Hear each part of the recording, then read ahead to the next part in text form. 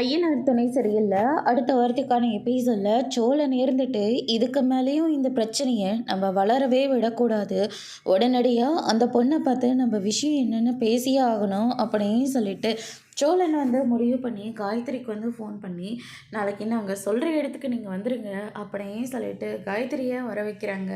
அதுக்கு அடுத்ததாக காயத்ரி ரொம்பவே சந்தோஷமாக அவங்க ஃப்ரெண்ட்ஸ்க்கு ஃபோன் பண்ணி அவர் என்னை மீட் பண்ணணும்னு சொல்லியிருக்காரு. இதுக்கு எல்லாத்துக்கும் காரணம் நீங்கள் 2 பேர் தான். நீங்கள் போய் பேசினதுனால தான் சோழன் என்னை பார்க்க வரதா சொல்லியிருக்காரு அப்படின்னு சொல்லிட்டு காயத்ரி சொல்லிக்கிட்டு இருக்காங்க. இங்கே பாரு காயத்ரி, எங்களுக்கு உன்னோட சந்தோஷம் தான் முக்கியம். உன் சந்தோஷத்துக்காக நாங்கள் என்ன வேணால் பண்ணுவோம் அப்படின்ற மாதிரி சொல்லிடுறாங்க. இதை கேட்டோன்னே காயத்ரி இருந்துட்டு உங்களை மாதிரி ஃப்ரெண்ட்ஸ் கிடைக்க நான் கொடுத்து வச்சுருக்கணும் அப்படின்னு சொல்லிட்டு சரி அவரை பார்க்க டைம் ஆகிடுச்சு நான் கிளம்புறேன் அப்படின்னு சொல்லிட்டு அங்கேருந்து கிளம்புறாங்க.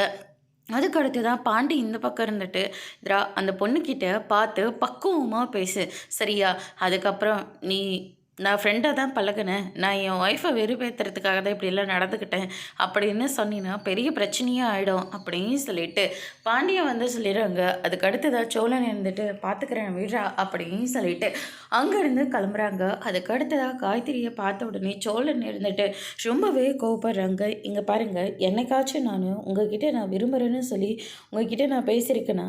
இல்லை, அப்புறம் எதுக்காக நான் தான் உங்களை லவ் பண்ணி டார்ச்சர் பண்ணுற மாதிரி உங்கள் ஃப்ரெண்ட்ஸ் கிட்ட சொல்லி அமைச்சிருக்கேன் அப்படின்னு சொல்லிட்டு சோழன் சண்டை போடுறாங்க. அதோட பிரம முடிச்சிருக்காங்க.